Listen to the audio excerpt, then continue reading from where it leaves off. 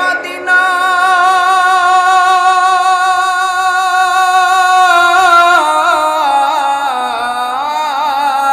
আল্লাহু আকবার বলেন। ওই মদিনা এই মনকে বন্দি করেছে আমার পাগল মন, ওই মদিনার প্রেমে পড়েছে আমার পাগল মন, ওই মদিনার প্রেমে পড়েছে। মদিনা আমার জান, আমার প্রাণের প্রাণ, মদিনা দেখার তরে মন করে যে আনচান। মদিনা আমার জান, আমার প্রাণের প্রাণ, মদিনা দেখার তরে মন করে যে আনচান। কবুল করে নাও না প্রভু, কবুল করে নাও না প্রভু, ওই দূর মদিনাতে পাগল মন, ওই মদিনার প্রেমে পড়েছে আমার পাগল মন, ওই মদিনার প্রেমে পড়েছে। চিৎকার দিয়ে বলেন আল্লাহু আকবার, আরো জোরে আওয়াজ দিয়ে বলেন আল্লাহু আকবার। এর মুসলমান ভাইরা রে,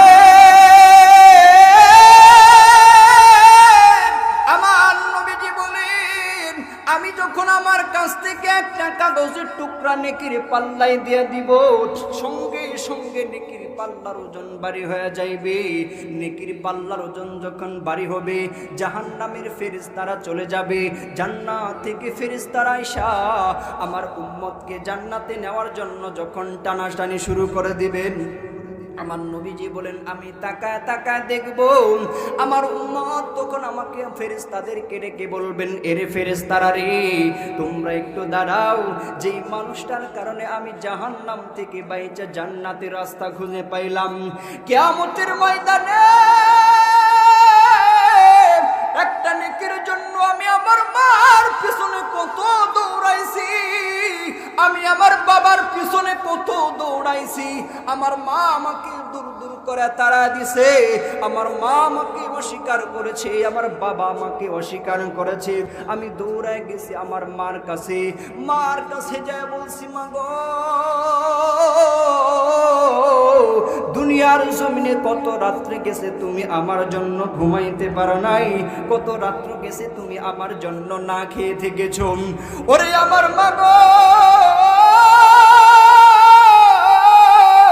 আজকে তোমার সন্তান জাহান্নামে চইলা যায়, একটা নেকি আমার দাও, আমার মা আমারে অস্বীকার করেছে, আমার বাবা আমারে অস্বীকার করেছে, আমি দৌড়াই গেছি আমার স্ত্রীর কাছে যা বলছি, বিবি রে, 16-17 বছর বয়সে তোমার বাবার বাড়ির থেকে বিবাহ বন্ধনে আবদ্ধ করি তোমাকে আমার কাছে নিয়ে আসি, কত দিন গেছে তোমার জন্য, কত পরিশ্রম করেছি, এ বিবি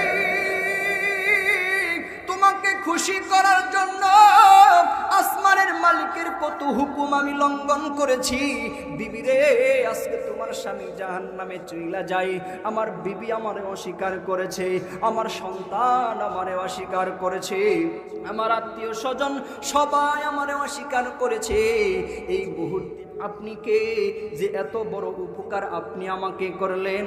আমার নবী তখন ডেকে বলবে, আরে তুই কি আমারে চিনস না?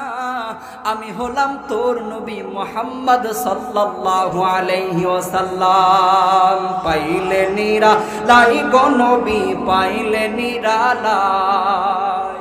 খারাপ লাগতেছে? চলবো আলোচনা শেষ করে দিব?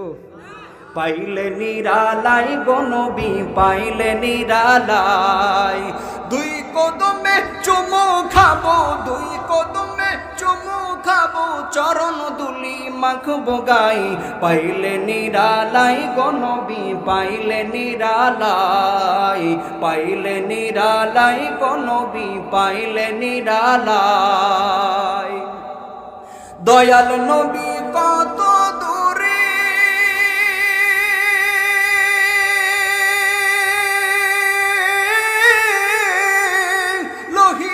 সাগরের তীরে, মদিনার ওই সোনার ঘরে, মদিনার ওই সোনার ঘরে আছেন তিনি সর্বদাই, পাইলে নিরালাই গো নবী, পাইলে নিরালাই, পাইলে নিরালাই গো নবী, পাইলে নিরালাই। চিৎকার দিয়ে বলেন আল্লাহু আকবার, আরো জোরে আওয়াজ দিয়ে বলেন আল্লাহু আকবার। এরা মুসলমান ভাইরা রে আমার, কিয়ামতের ময়দানে যদি রজুর অঙ্গগুলো যদি না চমকায়, আমার নবী কিন্তু আমাকে চিনবে না। আর নবী যদি না চিনে, জান্নাতে যাওয়াও সম্ভব হবে না। ঠিক না? তাহলে তোমরা যারা বলো নামাজ না পড়লে কি হবে, ঈমান ঠিক আছে, ফেরেশতারা বাইরে আসা আবার আড্ডি ফড়ে বলো। এই জন্য নামাজ পড়ার দরকার আছে না নাই? এই নামাজ পড়বো কার জন্য? আল্লাহকে খুশি করার জন্য। এ মুসলমান বন্ধুরে, মানুষকে দেখানোর জন্য নামাজ কোনো গ্রহণযোগ্য হবে না। আল্লাহর কাছে মানুষকে দেখানোর জন্য নামাজ কোনো গ্রহণযোগ্য হবে না। কিয়ামতের ময়দানে তোমার এই নামাজ কোনো কাজে আসবে না। হাজী সাহেব 3 বার হজ করে আসছে, নামের শুরুতে আল হাজ লাগাই, মসজিদে আইসা শুধু খালি ইমাম সাহেবের বুলদুর, মুয়াজ্জিনরে বুলদুর, এমন আছে না নাই? এ কি করে আবার আল্লাহাজ লাগাইয়া ফজরের নামাজ পড়া, তসবিহ টিপতে টিপতে, ইল্লাল্লাহ জিকির করতে করতে খেতে যাই, ক্ষেতের মধ্যে যাইয়া আরেক বেড়ার আইল কাটটা নিজের খেতে নিয়ে এসে পড়ে। এই নামাজে কাজে আসবো না। এ মুসলমান বন্ধুরে আমার, ও হাজী, তুমি হজ করেছ দুনিয়ার মানুষদেরকে দেখানোর জন্য। এই হজ আল্লাহর দরবারে কোনো গ্রহণযোগ্য হবে না। তোমার ইবাদত করতে হবে আল্লাহকে খুশি করার জন্য। আল্লাহর ভয় অন্তরের মধ্যে নিয়ে তোমার ইবাদত করতে হবে। নামাজ পড়তেছো মানুষকে খুশি করার জন্য, আল্লাহর ভয় নিয়ে যদি নামাজ না পড়ো, এই নামাজ কিয়ামতের ময়দানে কোনো গ্রহণযোগ্য হবে না।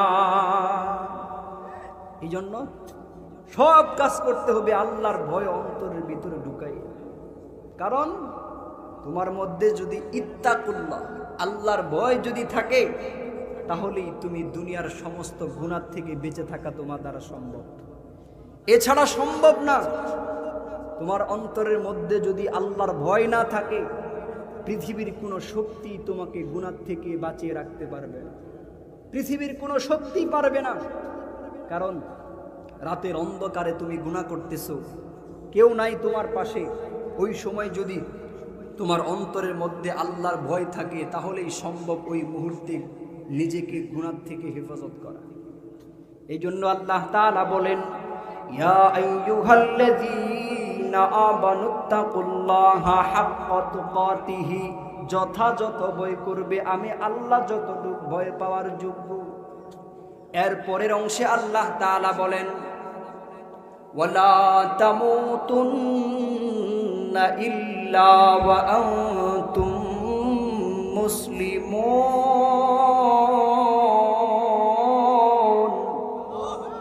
খারাপ লাগতেছে তো আল্লাহু আকবার আওয়াজ এত কম কেন? আবার তেলাওয়াত করছি, শরীরের সমস্ত শক্তি একত্রিত করে আল্লাহু আকবারের আওয়াজ দিবেন। রাজি আছেন তো ইনশাআল্লাহ? আল্লাহ তাআলা বলেন, ওয়ালা তামুতুন্না ইল্লা ওয়া আনতুম মুসলিমুন।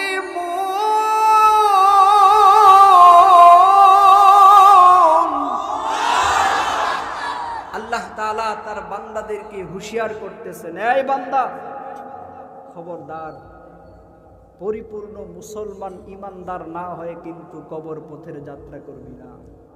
পরিপূর্ণ মুসলমান না হয়ে যদি কবর পথের যাত্রা করো, ওই কবরের ফাঁকে ফাঁকে ঘাটে ঘাটে কিন্তু মোবাইল কুট বসানো আছে। মোবাইল কুট বুঝেননি? একটা উদাহরণ দিলে সহজে বুঝবেন। ধরেন আপনাদের এলাকার একটা ছেলে 5 লাখ টাকা যৌতুক নিয়ে বিয়ে করছে। কয় লাখ? আপনাদের এলাকায় নেয়নি? আসেনি? ভিক্ষা করে খাবেন। কি করে? আওয়াজ দেন। যারা আওয়াজ দিবে না মনে করবেন যেগুলো যৌতুক নিয়ে বিয়ে করছে। ঠিক আছে? প্রয়োজনে কি করে খাবেন? ভিক্ষা করে খাবেন, বাপ বেড়া দুইজনে মিললে ভিক্ষা করবেন। কেউ যদি ভিক্ষা না দেয় আমার সাথে যোগাযোগ করবেন। আমি যদি একদিনের ওয়াজের টাকা আপনার বাপ বেড়ারে দেই, 1 মাস চলতে পারবেন, কোনো সমস্যা হবে না আশা করি। এরপরে যৌতুক নিয়ে বিয়ে, যেগুলো যৌতুক নিয়ে বিয়ে করে এগুলো কাপুরুষ। কি পুরুষ? আপনাদের এলাকায় মনে হয় যৌতুকের প্রচলন বেশি, ঠিক না? এই জন্য তো আওয়াজ কম হইতেছে। যেগুলো যৌতুক নিয়ে বিয়ে করে এগুলো কি পুরুষ?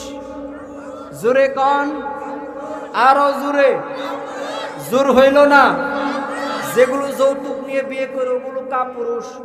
তোর খাট কেনার সামর্থ্য নাই, তুই শ্বশুরের দেওয়া খাটের মধ্যে ঘুমাস, তুই রাস্তায় ঘুমাবি। কাপুরুষ কোথাকার, রাস্তায় ঘুমাবি তুই। তুই শ্বশুরের দেওয়া ফ্রিজের মধ্যে গুস্ত মাছ রেখে খাস, লজ্জা করে না? বেহায়া কোথাকার, না খায়া থাকবি তুই। তোর যদি বিয়ে করার সামর্থ্য নাই থাকে তুই রোজা রাখবি, তুই গাছতলায় ঘুমাবি, না খায়া থাকবি, রোজা রাখবি। এরপরেও যৌতুক নিয়ে বিয়ে করবেন না, কারণ এটা নিকৃষ্ট। গু খাওয়ার থেকেও নিকৃষ্ট, শুকর খাওয়ার থেকেও নিকৃষ্ট। এখন ছেলের বাবারা তো যৌতুক ছাড়া ছেলেদেরকে বিয়েই করাইতে চায়। আবার মেয়ের বাবাদেরও দোষ আছে, এরা আবার সরকারি চাকরি ছাড়া মেয়ে বিয়ে দিতে রাজি না। যুবকরা মনে মনে কইতেছে, হুজুর আমগরে মনের কথাটাই কইছে, ঠিক না? যুবকরা ঠিক আছে নি? এরা আবার সরকারি চাকরি ছাড়া মেয়ে বিয়ে দিতেই রাজি না। বয়স 40 হলেও সমস্যা নাই, ঠিক আছে নি? মাথায় চুল যদি একটাও না থাকে তাও সমস্যা নাই, কিন্তু লাগবে কি? সরকারি চাকরি। আবার বর্তমান যুগের কিছু মেয়েদের তো আবার সুগার ডেডি পছন্দ, ঠিক আছে যুবকরা? সুগার ডেডি মুরব্বীরা বুঝবেন, এটা যুবকরা বুঝছে। কিন্তু এরপরও কি লাগবে? সরকারি চাকরি। কেন? যদি জিজ্ঞেস করেন যে সরকারি চাকরি কেন লাগবে, বলে এটা আপনারা বুঝবেন না। সরকারি চাকরিতে উর্ফি কামাই আছে। কি কামাই? উর্ফি কামাই। এই জন্য সরকারি চাকরি ছাড়া মেয়ে বিয়ে দিতে রাজি না। যারা দেখবেন ঠিক আছে আপনি আপনার মেয়েকে সরকারি ভালো ছেলে দেখে বিবাহ দিবেন, কোনো সমস্যা নেই, কিন্তু মেয়ে বিয়ে দিতে যায় খুঁজে কি ছেলের কি আছে, ছেলের বাবার কি আছে, ছেলে কয় হাজার টাকা মাসে বেতন পায়, ছেলের বাবার কয় বিঘা জমি আছে। যেই শ্বশুর এই কথা বলে ওই শ্বশুরকে জিজ্ঞেস করবেন, আপনি যখন আমার বয়সী ছিলেন তখন আপনি কয় টাকার মালিক আছেন, জিজ্ঞেস করবেন। এই জন্য শুধু সরকারি চাকরি দেখেই পাগল হবেন না। ভালো সরকারি চাকরিতে যে সবাই খারাপ আমি এটা বলছি না, অনেক ভালো মানুষ আছে, বিয়ে দিবেন, কিন্তু দিনদার আদর্শবান ছেলে দেখে মেয়েকে বিবাহ দিতে হবে। কোন জায়গায় ছিলাম মনে আছে আপনাদের? ধরেন আপনাদের এলাকার একটা ছেলে, মনে আছে তো নাকি ভুলে গেছেন, 5 লাখ টাকা যৌতুক নিয়ে বিয়ে করছে। বিয়ে করার পরে 3 লাখ টাকা দিয়ে একটা নতুন বাইক কিনছে। এখন বেচারা ড্রাইভিং কাগজপাতিও নাই, গাড়ির কাগজপাতিও নাই। বিয়ের পরের দিন নতুন বউকে নতুন গাড়ির পিছনে উঠাইয়া, যখন আপনাদের এই বাজারের নাম কি? জি, কাউলিপাড়া বাজারে যখন গেছে এমনি পুলিশ আটকাইছে। আচ্ছা বলেন তো দেখি, এই ছেলেটা নতুন গাড়ি নিয়ে নতুন বউকে নতুন গাড়ির পিছনে উঠাইয়া তার গন্তব্যস্থল জান্নাত পর্যন্ত যাইতে পারবে? বুঝতেছেন? ঠিক তদ্রূপ ভাবে আল্লাহ তাআলা বলেন, এই বান্দা খবরদার, পরিপূর্ণ মুসলমান না হয়ে কিন্তু কবর পথের যাত্রা করবি না। পরিপূর্ণ মুসলমান না হয়ে যদি কবর পথের যাত্রা করো, ওই কবরের ঘাটে ঘাটে ফাঁকে ফাঁকে কিন্তু মোবাইল কোড বসানো আছে, তাহলে তোমার গন্তব্যস্থল জান্নাত, সেই জান্নাতে কিন্তু পৌঁছতে পারবে না, জান্নাতে পৌঁছতে পারবা না। এখন আপনাদের প্রশ্ন হলো যে হুজুর এটা দিয়ে নিচে নিচে লাগতেছে, এখন আপনাদের প্রশ্ন